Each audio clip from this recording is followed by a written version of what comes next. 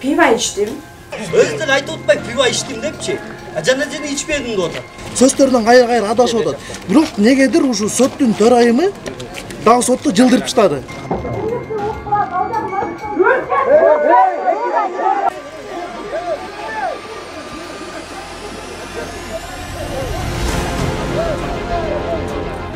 Бул жолку процессте да соттун төрайымы Назгүл Алдашева адвокаттардын видеого тартуу өтүнүчүн четке кагып отурум аудиого жазылды.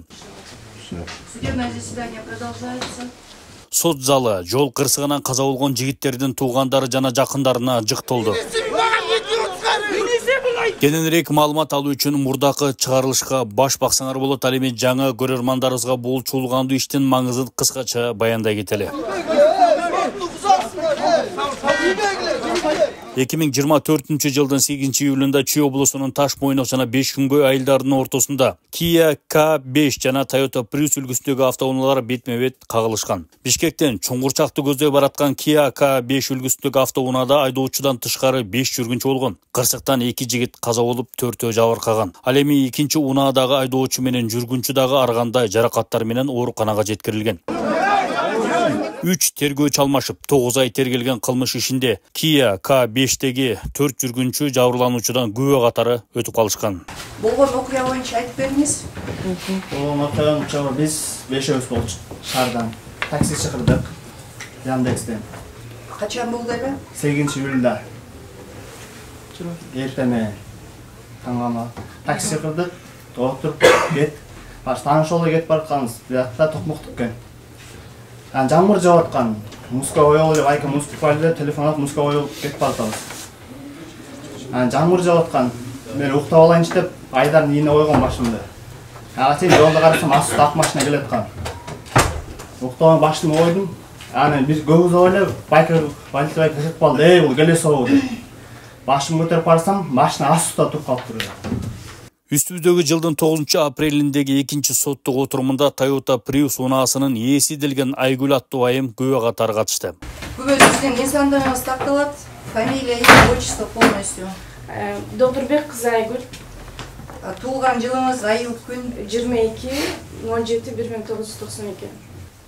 Дөөлөткө чалдыңыз. Канчада чалдыңыз? Где-то 10-дордо сүйлөштүк, 9-10-дордо. Примерно точно не помню. Ирте мененби кечиндеби? Уточните время. Кечке мал. Кечке мал сүйлөшүп атабыз. Дөөлөттөн суранып атам. 5 күнгөйдө ушу подружкамдын үйүнө бармакпыз. Ошактан келип, машинамды эми Көкжарга чейин жеткирип койдум. Сестрёнкамды келип таштадык үйгө, Көкжарга. Примерно ошол 9-10-дордо таштадык. Андан кийин 5 күнгөйгө подружкамдын үйүнө бардык. Кайра эле ошол аяка баргандан кийин кайра эле дөөлөткө чалып дөөлөт менен сүйлөштүм. Келип эми точно тактадым. Жеткирип кое аласыңбы машинамды алып деп. Ошол бойдон үйүндө отурдук. Пиво içtim. Бул 8-inde болуп атты. 8-inde болду. 8-июль. 8-июлда, если ДТП эртең менен болуп атса, сиз кечки 8-9. А 7-си боло ошондо. Наверное. Это вы у судьи спрашиваете, да? Бир мүнөт. 7-си күнү болуп атат. Кечиресиздер мени. Алмаштырып алдым. 7-си күнү кечинде болуп, 12ден кийин 8 болуп атпайбы? 8-и ДТП болуп атат. Кырсыкта жабыркап аман калган Kia K5-тен жүргүнчүлөрү бир ооздон Toyota Prius унаасынын урунунда Айгүл айым болгонун айтышууда, бирок кылмыш ишинде ал күбө катары өтүүдө. Бизге адилеттүүлүк керек. Сотто көрсөтмө берген Айгүл айымдын сөздөрү тергөөдө айткандары менен дал келбей жатты. Водительская сторона, она слева, у вас правая сторона. Вы видите, там лобовое стекло было разбито полностью вдребезги. У вас есть порезы? Что? Порез есть у вас на лице, на теле, на какие-то? На лице нет, боягым менен сүздүм. Сүздүм дейм да, боягымда бираз шрам болду. Шрам эмес, эми канады. А целую лобовую у вас ни одной царапины нету? Царапетте жок болду. На теле? Вайке, бутум, бедром полный сынды. Просто скажите, были, нет, не надо констатировать. Не было, да? Бедро от чего сломано? То, что вы ударились, что-то у вас прям прижало, может там. Вы же говорите, не могу выйти. Вас, может, прижало рулем? Рулем? Если вот не знаете, меня Подождите. у меня Вы же не их тапалгат, верно? Понимаете, открытый перелом это Вопрос задали, слушайте. Да. сөөктөрүм монден экиден сынып калып атат вот отдельности и бедромдон жараңка кетип атат, катуу жараңка. Не, от чего вы ударились, может от чего-то? Может вы подпрыгнули в машине от удара? Ну, неизвестно же. Я Подождите. маленькая, худая, бир нерсе айтайын, просто вот если логически подумать, я сиденьеда мондай, бисмилля, эки бутумду мондайдан кыйнап отурам, вот так, коленка менен. И когда вот машина стукнула, монткенде эле мен дып этип эле ылдый жакка кирип жатып калгам. Буттарым ошол жерден ошол бутумду монтип отурганым үчүн буяктан эки буттарым сынып кетти. Разрешите мне вопрос. В связи с этим, каким образом, если вы сидели на сиденье, согласно вашему второму показанию, мен бутумду жийип отургам деп коюп атасыз. А в предыдущем вы сказали, чалкаман жаткан, бутум эшик жакта деп. Ошондон вопрос. Бедроңузду эмне чап кесип открытый перелом болуп калды. Тизеден өйдө жактан сынып атат, открытый перелом болупчу. Ошону эмне чап кесип атат?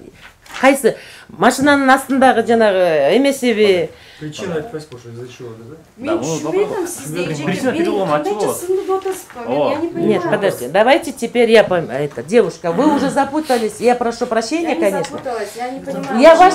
Я не могу понять, я не могу сопоставлять само событие, представить не могу так, как ваши показания. Ал эми кырсыктан бир күн мурда кайсыл жакта, кайсыл жерде жана саат канчаларда болгонунда так айта алган жок.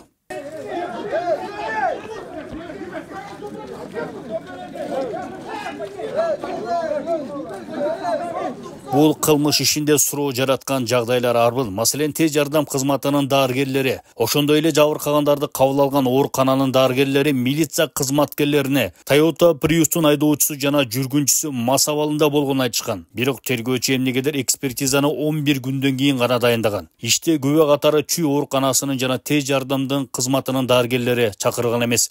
Өзгөчө кырдаалдар министрлигинин куткаруучулары да суралган эмес. Сиденьянын астына, вот сиз айтып атасыз, мен бүт бары менен эле поликке түшүп калдым деп. То же время айтып атасыз, чалкалап тиги водитель жака жатканда муну бетинде кан бетиме түшүп атты деп. Так вы определитесь, тияка түшүп калдыңызбы? Же все-таки чалкаңыздан жаттыңызбы? Экөөнүн бирөөнү эле айтып коюңузчу, кайсынысы? Кандай эже жатып калдым. Поликке бутумду билбейм. Если бутум Мен бутум сураган жокмун, толуп ишиңиз бул. Положение. Жаттым. Жаттыңыз, Это всё. не значит, мен дөөлөттүн астына чейин келген жокмун да, бир аз бояган. Всё, жатып калдыңыз, всё. Биягымда дөөлөт турду. Поликке ким түшүп калды анда? А? Поликке ким түшүп калды? Машинанын ичи кичинекей, биринчиден. Жок, мен аны билем.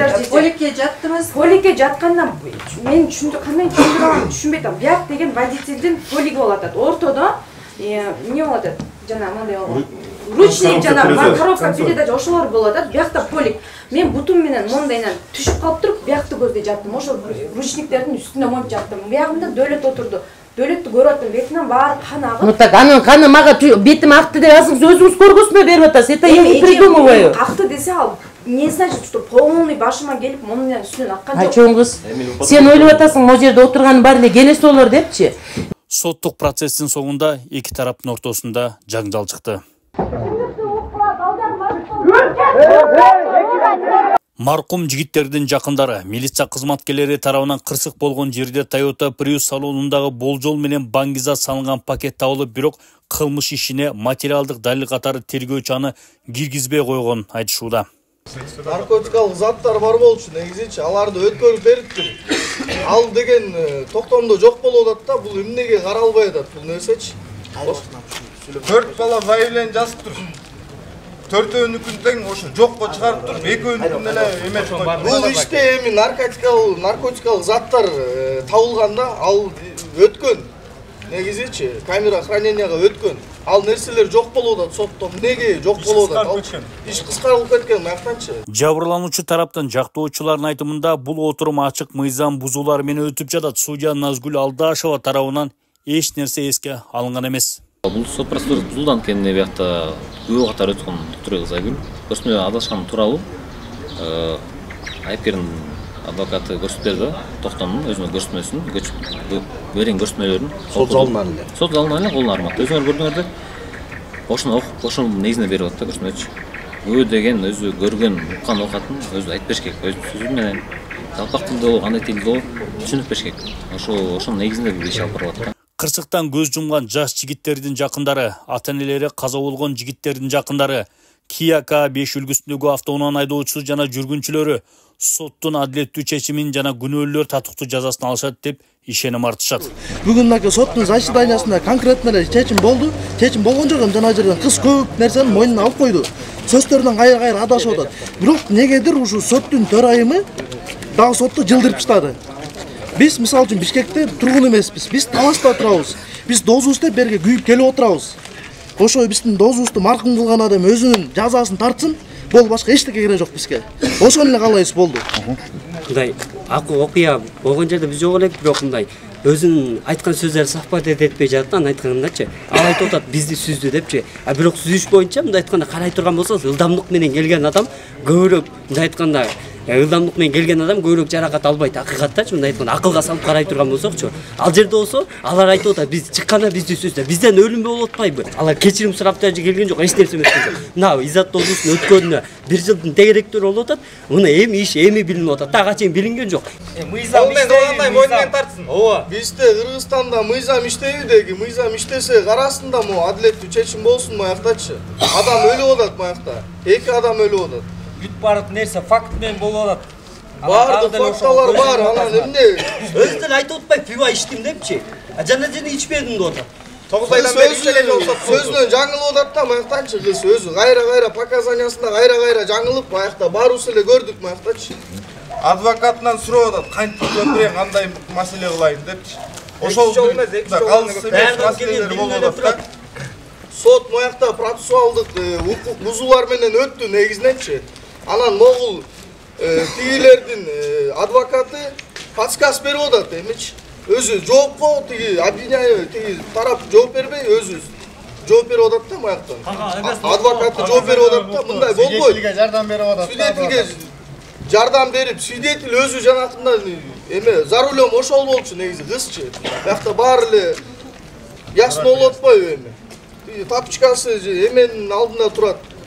Рулевой жакта турат. Доказательстволор бар. Доказательстволор баары бар. Неге сот мындай кайра токтотуп атат билбейбиз бизчи. Акыйкаттуу чечим болсун маяктан.